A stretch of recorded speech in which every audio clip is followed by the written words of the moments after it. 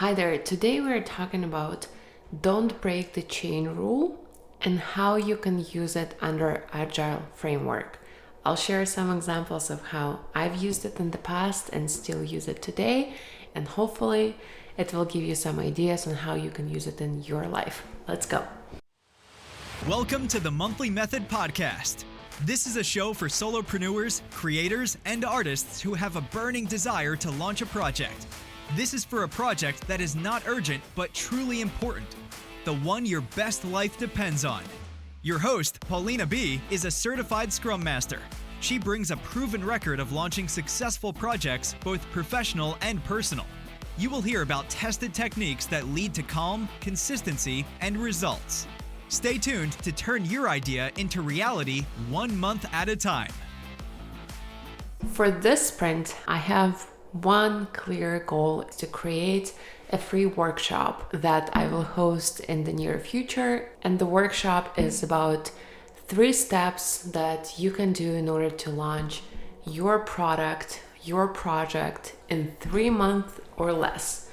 I'm summarizing all the lessons that I've learned from launching different products myself, from my professional life being a product manager, but also in personal life by launching this podcast, 2 businesses and some other projects, and also lessons from my clients, the ones that I've helped launch their projects like YouTube channels, side businesses, online courses. Basically, it's a free workshop and it is a lot of work. It's one of those projects that they call marathon projects. They're so time consuming and so long that you really need to have some stamina to go through them. I've had several marathon projects in the last maybe 5 years. The major one was, of course, my thesis that I had to write for my master's program. That was a 2-year marathon project, very, very long and time consuming and exhausting. The next marathon project that I had was finding a job. If you ever looked for a job, you know how exhausting it can be at times to apply for all these jobs and go to interviews and all of that. I'll use these 3 projects as examples in today's episode to illustrate the same principle that I've used to go through them.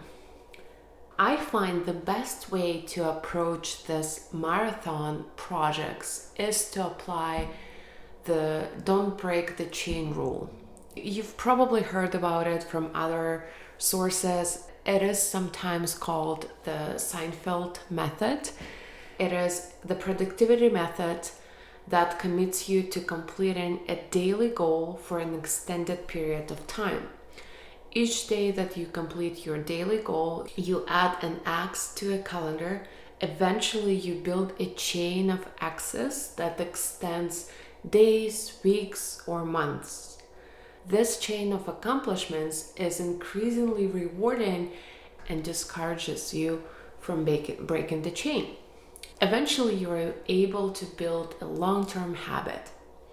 Why it's called the Seinfeld method in some sources is because that's the recommendation that Seinfeld gave in one of his interviews when asked how one can become a better comedian. He basically said, every day you write a joke. When you're done writing a joke, you put an X on your calendar and you do it every day. And your only goal is to never break the chain. And the longer the chain is, the more motivated you are to keep on writing jokes. So as you can see, this method is traditionally used to build habits. So you might have heard people use it to build a working out routine where they would say, I just need to work out for 10 minutes a day and then I can put an X on my calendar. Or I can do the morning routine and then I'll put an X on my calendar. So basically, you use it to build habits. But I use it kind of differently. I use it to complete long-lasting projects, the ones that I call the marathon projects. And of course, I don't just follow the rule. I like to apply my own twist to this rule. given some things that I know about Agile and Scrum, I like to tweak this method a little bit. When I apply the don't break the chain rule, I still have my 3-week sprints. My sprint planning doesn't go anywhere, it stays the same. I do plan my 3-week sprints. I still set my sprint goals. I still use a very clear definition of done for each of the goals. And I still do my sprint reviews, daily stand-ups, all of that. So that stays, and I've talked about it before, so you can definitely go and check out my previous episodes where I talk about sprint planning, definition of done, sprint review, backlog, daily stand-ups, all of that. So I'm not gonna go into details here. So again, I'm not getting rid of any of this agile planning methodology when I have this marathon projects. It's still in place. For example, this sprint, I have one major work goal. It is to finish this workshop. It is basically the only work goal that I have for this sprint. I know it's a big one, it's an ambitious one, and it will take me a lot of time to get it done. And then I decide on the criteria for the don't break the chain rule. Whenever I want to make consistent progress on such time-consuming projects, I know I need to work on it daily. And for me, if it's a work project, then it means Monday to Friday, or very least Monday to Thursday.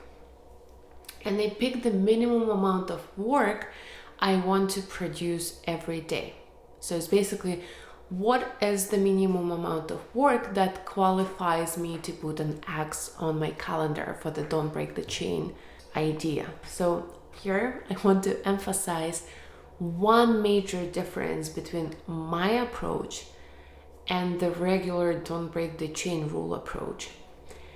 My minimum daily goal is always presented in some sort of result, some sort of finished shippable work. It's not presented in the number of minutes or hours I spend on something.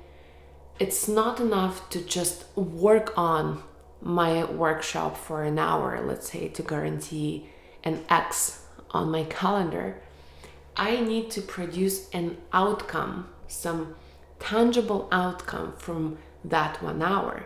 Therefore, doing passive actions such as researching, planning, doesn't really qualify for an X on my calendar. It needs to be something tangible, something I can show to another person and say, here, I've made this, as Seth Godin would say.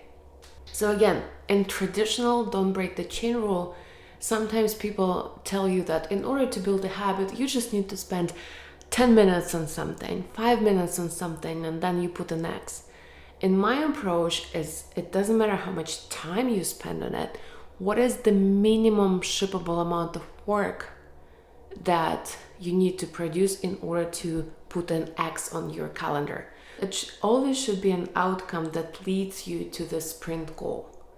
Doing research on how to do workshop doesn't really move me that much closer to getting my workshop completed.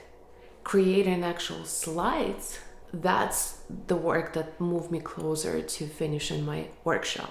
That's why it's still very important to have sprints, because it has a very clear deadline for when it needs to be done. It's still very important to have a clear definition of done, because then you can kind of judge your action on whether it moves you forward to this definition of done, or you're kind of stuck in the nowhere land where you're kind of doing some action, like doing Google research, watching YouTube videos, but you're not actually producing anything. These are the examples of my daily minimums on each of the projects that I've applied this principle to. When I was writing my thesis, my daily minimum was 500 words written down. It wasn't 2 hours spent working on my thesis. No, it was putting in the words, something I can show to my thesis supervisor and say, here, I wrote this section, check it out. Some days I managed to write more. Like when I was in flow state, I would write more. Some days it was exactly 500 words and it was painful to get to those 500 words. But the moment I did it, I closed my laptop and went home. Some days it took 1 hour, some days it took 3 hours, but all I cared about was the result. My word count increasing by at least 500 words every day from Monday to Friday. When I was looking for a new job, my daily minimum outcome was 10 job applications submitted. So it doesn't matter how much time I spent on applying for this job. Some days actually took me longer because some of them required cover letters and creating separate profiles and all of that. But some days it took less time. But it doesn't really matter as long as it was at least 10 applications per day. And now I'm working on my free workshop, and my minimum daily outcome is one section of a webinar, which is usually around 10 slides. And it is something that I can email to my coach. So I basically sign up for this paid program that guides you through how to create these workshops, because I've never done it before, and I actually don't mind paying other people to eliminate all the unnecessary Googling that I have to do. And they have external accountability. That's a big one. I've talked about it last time. They have assigned a special coach that is there for me if I have any questions. So that's great. So my criteria is that every day I have to produce something that I can email to my coach and say, here, I've made this, give me feedback.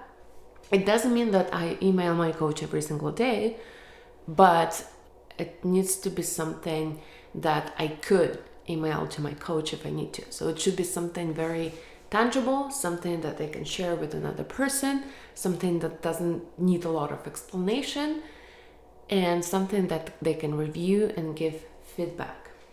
As you can see, the daily minimum outcome is something that you can share with other people. Something that is very specific, something that consistently moves you forward to the final result. The reason why I say it should be something that you can share with other people is not because you need to get some outside approval of your work. No, it really doesn't really matter. It's just, for me, it's the easiest way to explain the difference between passive action and active action. When you do passive action, for example, when you spend 4 hours of your day on Google and YouTube trying to research how to do something, it's very hard to explain to another person how you spend your time and what the outcome is, because there is no outcome.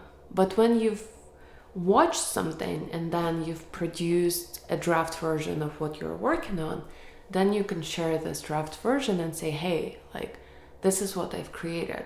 In order to create it, yes, I had to do some research, but it's irrelevant. This is what I've created. Please give me feedback. And that's kind of the main idea of Agile, is that you want to ship your product as fast as possible and start getting feedback from other people, from your clients, from maybe your coworkers.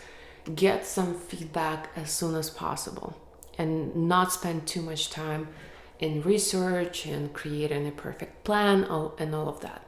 And also what helps is to create some sort of way to visualize this don't break the chain rule. The most straightforward way to do it is to put an X on your wall calendar. So just go to a dollar store, buy a wall calendar, and put an X whenever you finish something. I carry this A4 size notebook with me every day. So I just created a simple table in this A4 size notebook, and every day that I work on my workshop, instead of putting an X, I like to put an outcome that I've produced. Another fine way to do it is to snap a picture of your daily result. It would work incredibly well for some clearly visual projects, such as renovation, do-it-yourself, art, or craft projects, especially if you have one of those Polaroid pictures that prints out the picture immediately. It's a fun way to do it. You can even dedicate a small section on your wall to pin these pictures down and see your progress from day to day. I think it would be very fun to do that. Every day you take a picture that represents the work that you've done for that day. Some tangible work that you can see on the picture. You can maybe even take before and after. I think it's very fun to see the progress that way. But definitely have it somewhere visible, have it on your wall, have it in your notebook that you know that you open every single day. So that's why I prefer more analog solutions like paper and pen or printed pictures, because then you see them every day compared to some digital file on your computer that you open maybe once every 2 weeks. So that's what I've been doing intuitively ever since I had to write my thesis a few years ago. And I think this approach works really well. So I've been doing it myself. And then recently I stumbled upon psychology professor Robert Boyce and his research on the writing habits of his fellow academics. He spent his entire career figuring out what differentiates his successful peers who publish a lot of papers, and what his conclusion was that the most productive professors generally they made writing a small part of their daily life from Monday to Friday. So every day they would sit down and they would write. And sometimes it took 10 minutes, but it never took them more than 4 hours a day. But other professors who were less productive at writing academic articles, they would do their writing in this sort of do nothing, and then work 10 hours a day for a few weeks, then again do nothing. And that was so surprising, because if you think about it, like 10 minutes a day, 1 hour, 4 hours at most, like you wouldn't think that it would produce a lot of results, but it turns out that it actually produces higher results in the long term.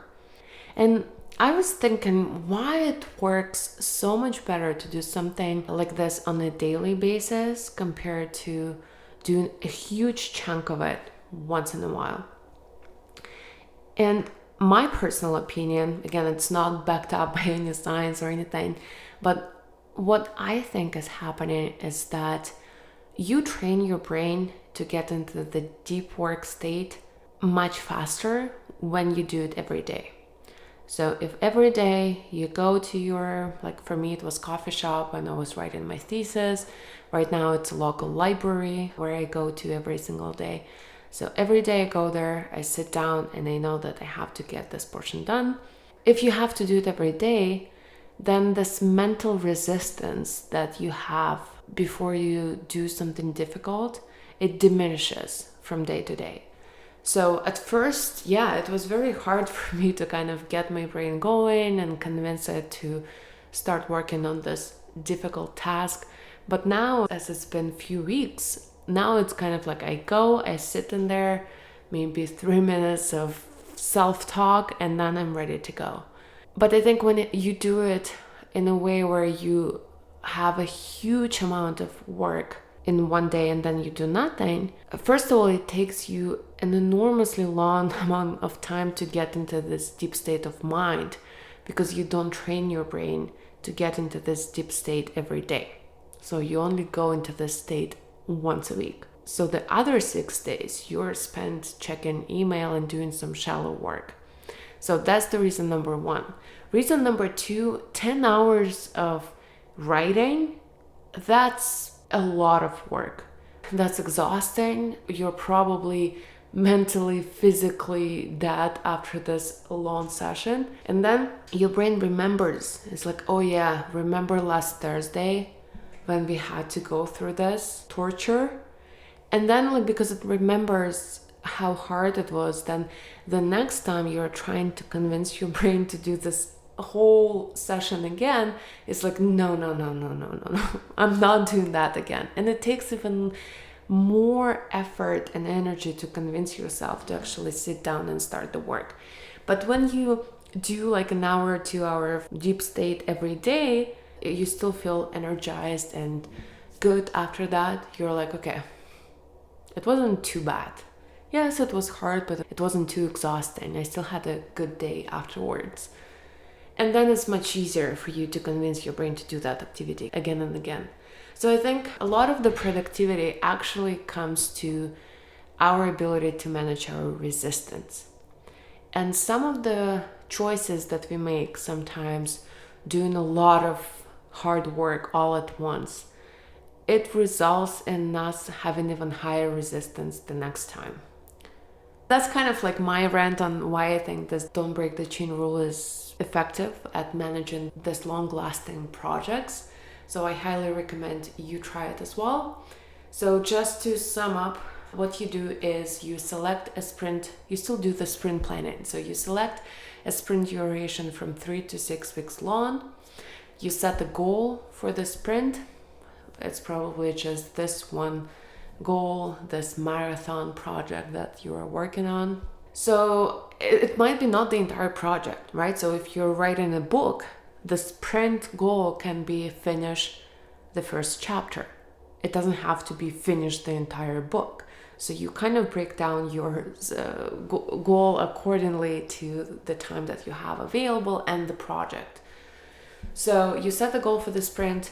You create a clear definition of done for this goal. I've made a whole other episode about that.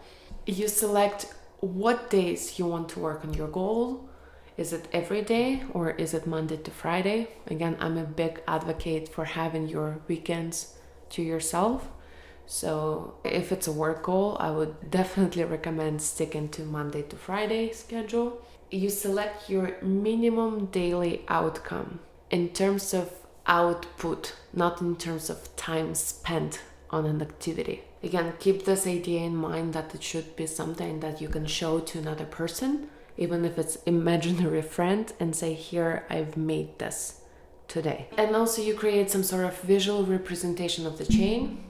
I think analog is always better than digital because you're more likely to see it on a daily basis. You can do it in your paper notebook, wall calendar, your planner, sticky notes on the wall. You can be as creative as you want to, but don't spend too much time on this step. And after that, you record your daily outcomes and you see your chain grow. And eventually it keeps you motivated to keep on doing your daily minimums because you see that the chain grows from day to day. Yeah, this is what I wanted to share with you. This is what I'm using right now. So it's definitely something that I highly recommend. I have some other cool rules and mind tricks that I have up my sleeve that might help you with your productivity. I've listed links to a bunch of them in the corresponding blog post to this episode. Check it out. I have 6 recommendations for my favorite rules and mind tricks, so definitely check it out if you like this. And also, if you want to sign up for that free workshop that I'm working on, definitely make sure that you are on the mailing list. So I'll leave the link in the description below where you can sign up for the mailing list so you don't miss this workshop. It's absolutely free and I think it's going to be great. So definitely check it out. But for now, have a great week and I'll talk to you next time. Bye. Thank you for listening to this episode. If you want to ask a question, leave a comment, or share something interesting, please use the link provided in the show notes. I look forward to hearing from you and answering your questions in the upcoming episodes.